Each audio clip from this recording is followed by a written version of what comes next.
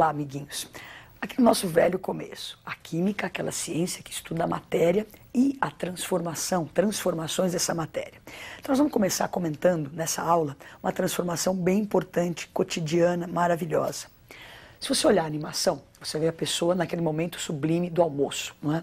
Então está lá se alimentando, não é? Adquirindo energia. Na digestão dos alimentos, o nosso corpo, além de outras coisas, adquire energia. Na queima, na quebra dessas substâncias todas, você absorve energia que mantém seu corpo aquecido. Hoje o nosso tema é justamente essas trocas de calor que podem acontecer nos fenômenos, a termoquímica. Então é a parte da fisicoquímica que vai se preocupar em explicar essas trocas de calor. Bom, então nós temos, estudando termoquímica, dois tipos de fenômeno. Fenômenos que vão liberar calor, como a digestão de um alimento, e alguns fenômenos que absorvem calor. Dá uma olhadinha na tela. Os dois tipos de fenômenos que nós vamos estudar são os fenômenos exotérmicos, que são aqueles que liberam calor, e os fenômenos endotérmicos, que são aqueles que absorvem calor. Agora, um sistema, ele tem substâncias ali dentro, moléculas, ligações. Dentro desse sistema, ele vai guardar um pouquinho de energia. Dá uma olhadinha na tela. Um sistema, ele armazena energia cinética, potencial, química. Esse somatório de energia está lá guardadinho. Durante uma transformação, durante um fenômeno químico, essa energia pode ser liberada ou absorvida. Dá uma olhadinha na tela de novo. O sistema pode liberar energia para o universo, uma reação exotérmica. Ou esse sistema pode absorver energia desse universo, uma reação endotérmica. Agora nós vamos tentar explicar por que uma reação libera calor, por que uma reação absorve calor. Então nós vamos pegar como exemplo a combustão da madeira. Dá uma olhadinha na animação ali. Então a madeira queimando, aquilo que eu observo eu chamo de sistema. Então eu estou olhando a fogueira, aquilo é o meu sistema. O universo é tudo que está ao redor desse sistema. Então você percebe, estando próximo a uma fogueira, que o calor migra do sistema para o universo, uma reação exotérmica. Como que uma reação libera calor? Então você tem um estado inicial e um estado final. Substâncias diferentes no início, diferentes no final. Essas substâncias sendo diferentes, são sistemas diferentes com energias diferentes. Então nós vemos aí a quantidade, como se fosse o pacote de energia dos reagentes. Então no início eu tenho uma quantidade de energia maior que a do final, se você observar os bloquinhos ali. Então a transformação do reagente para o produto, a energia vai diminuir. Os meus reagentes têm mais energia do que os meus produtos. Essa sobra de energia, não é, vai ser liberada na reação. Então uma reação ela é exotérmica, ela libera calor quando o reagente tem mais energia que o produto. Um outro exemplo, né, uma coisa também banal no seu dia a dia, estendemos a roupa no varal. Essa roupa seca melhor num dia quente. Por quê? Dá uma observada na tela. Então está lá a roupa molhada, quer dizer, temos água líquida. Para essa roupa secar, essa água líquida tem que passar para o estado gasoso. Para que isso aconteça, eu preciso de calor. Então o calor migra do universo para o sistema. Então caracterizando uma reação que absorve calor. Por que essa reação absorve calor? Por que é necessário calor? Vamos dar uma olhadinha naqueles bloquinhos. Observe lá. Então, o início, eu tenho lá água líquida no nosso exemplo. Essa água líquida tem uma energia menor que a água gasosa, que é o produto final. Então está faltando energia. Então essa energia precisa ser absorvida, caracterizando então uma reação endotérmica. Bom, então nós observamos quando uma reação é exo, quando uma reação é endo. Então essa diferença de energia que existe entre o início e o final é que faz uma reação liberar ou absorver calor. Agora, essa energia que tem dentro de um sistema, ela vai ter um nome. Então as substâncias têm esse pacotinho de energia. Nós vamos chamar isso de entalpia. Então dá uma olhadinha na tela. Entalpia, representado pela letra H, fácil para você lembrar, não é? Então entalpia, letra H, é o conteúdo energético das substâncias. Tem uma informação muito importante aí. Se a pressão e a temperatura no estado inicial e final desse fenômeno, dessa reação, forem as mesmas, o calor dessa reação ele vai ser medido pela variação de entalpia, pelo ΔH. E é o que vai acontecer no nosso vestibular. Então, o ΔH vai ser uma forma de expressar a variação de entalpia, vai ser uma forma de expressar o calor da reação. Então, entalpia é o conteúdo energético das substâncias. Essa variação de entalpia vai nos dar o calor da reação. Bom, então agora nós vamos ver assim, uma linguagem mais química, reações termoquímicas. A gente falou meio genérico, libera, absorve, tem muito, tem pouco. Como é que isso se traduz na química? Então uma reação exotérmica. Então nós temos aí a reação exotérmica, aquela reação que libera calor. Então nós temos aí o carbono, o oxigênio formando CO2. Isso que está escrito na tela é uma equação termoquímica. Numa equação termoquímica é bem importante o estado físico das substâncias, uma vez que se muda de estado físico, muda a energia da substância. Nesse caso, então, carbono e oxigênio são os nossos reagentes, tem uma certa entalpia. O CO2 é o produto, tem a sua entalpia, a entalpia do produto. Se você observar, nós temos ali mais 94 quilocalorias. Esta energia, este calor, expresso aí em quilocalorias, ele é liberado, ele é um produto dessa reação. Então, por que ele foi liberado? Porque a energia do reagente é maior que a energia do produto, como nós já havíamos visto antes. A gente pode melhorar isso, colocar um gráfico. Vamos ver a próxima tela. Então lá está a entalpia pelo desenrolar, pelo caminho da reação. Então você observa que o reagente está no patamar acima do produto. O reagente tem uma energia maior que a do produto. A diferença entre o reagente e o produto é o que nós chamamos de ΔH, a variação de entalpia, que para nós vai dar o calor dessa reação. Então ΔH, essa variação, é sempre o final menos o inicial. Para nós, numa reação, é o produto menos o reagente. Nesse caso, quando eu caminho do reagente para o produto, a energia é liberada, eu perco, as substâncias perdem energia. Então o ΔH fica negativo. Dá uma olhadinha, ó, ΔH negativo, quer dizer, entalpia é a energia da substância. Então as substâncias estão perdendo energia, quem está ao redor, o universo está ganhando, ó, o calor é liberado na reação. Se você observar a próxima tela, a gente vai poder representar a equação termoquímica também indicando o ΔH. Na primeira representação nós tínhamos lá mais 94 quilocalorias, o calor liberado. Agora temos a mesma reação, só que o ΔH ficou negativo.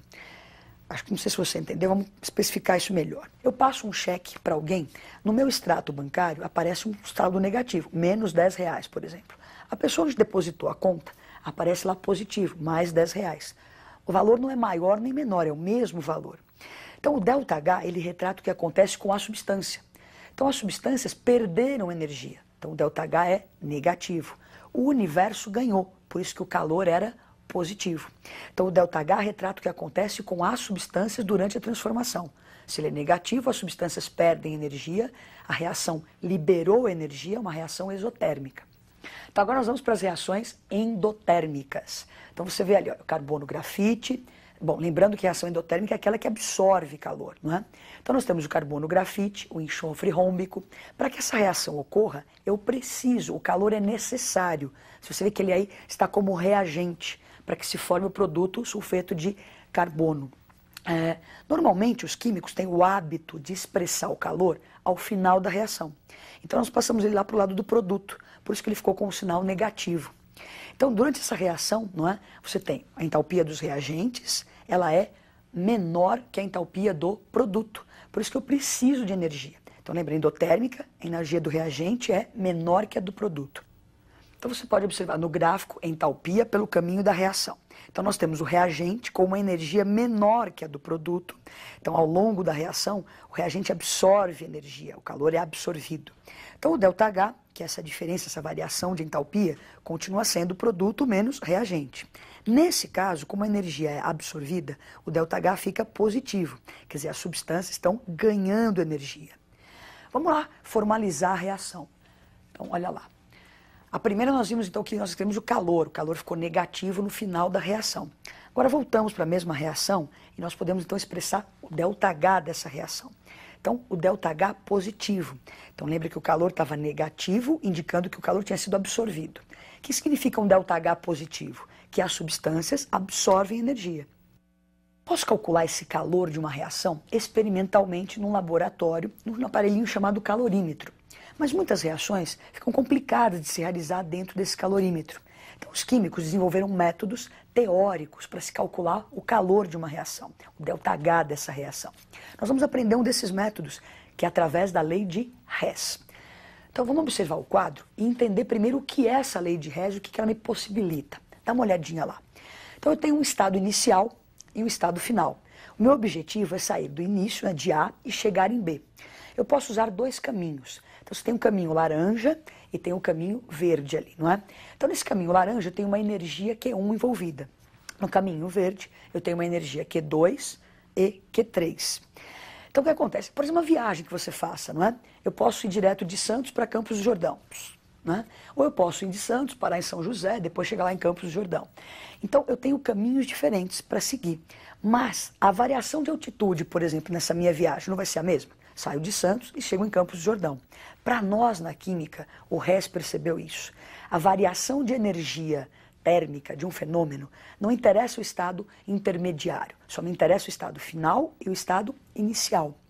Então, a energia envolvida indo por esse caminho direto ou fazendo uma paradinha é a mesma. Então, a lei de Hess me garante que Q1 é igual a Q2 mais Q3.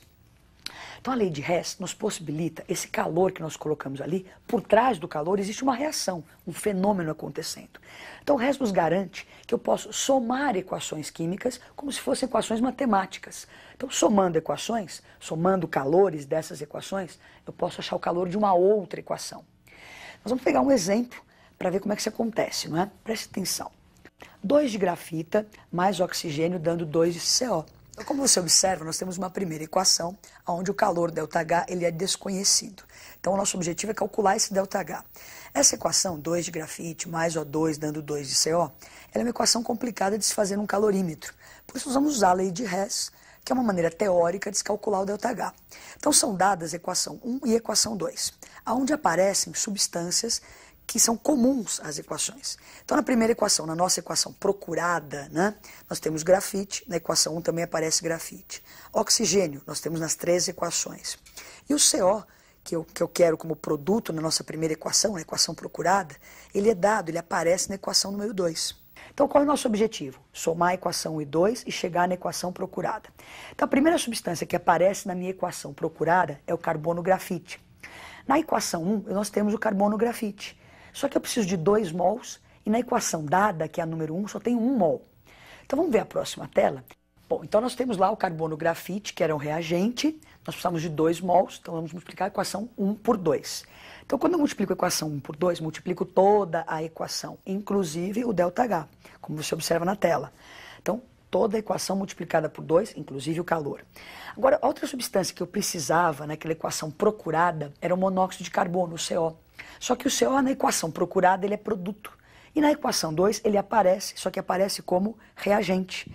Então o artifício que a gente usa é inverter a equação, como se fosse matemática, inverte a equação. O que é produto você escreve como reagente, o que é reagente você escreve como produto. Só que acontece o seguinte, se você inverte a equação, ela deixou de ser exotérmica e passa a ser endotérmica. Então o ΔH fica positivo, como você observa ali. Tudo que você fizer na equação vai ser refletido no ΔH. Agora nós vamos, usando a lei de Hess, somar essas duas equações, não é? E ver se a gente conseguiu obter aquela equação procurada. Na hora que eu somo essas duas equações, eu posso cancelar as mesmas substâncias que estão em lados opostos. Então você vai poder cortar aí 2 de CO2 com 2 de CO2. Vamos poder cortar o oxigênio que está à direita com o oxigênio da esquerda, sobrando então lá 1 oxigênio. Somo tudo, então sobrou nessa somatória 2 de grafite, 1 de oxigênio e 2 do CO. Então chegamos na equação procurada. Agora é só somar os calores. Então você pode ver a próxima tela, não cabia tudo numa tela só. Então está aí na próxima tela, multiplicado por 2 o ΔH da primeira, invertemos o segunda, somei, encontrei o ΔH da equação procurada. Então usando a lei de Hess, soma-se equações, chega na equação procurada e tem sua resposta. Bom, é bom você treinar mais alguns exercícios da lei de Hess, não é? Esse somatório de equações costuma cair nos vestibulares. Então hoje o nosso tema foi termoquímica. Então nós aprendemos por que uma reação libera, absorve calor e como calcular o ΔH dessas reações com a lei de Hess. Então até a próxima aula. Bom estudo!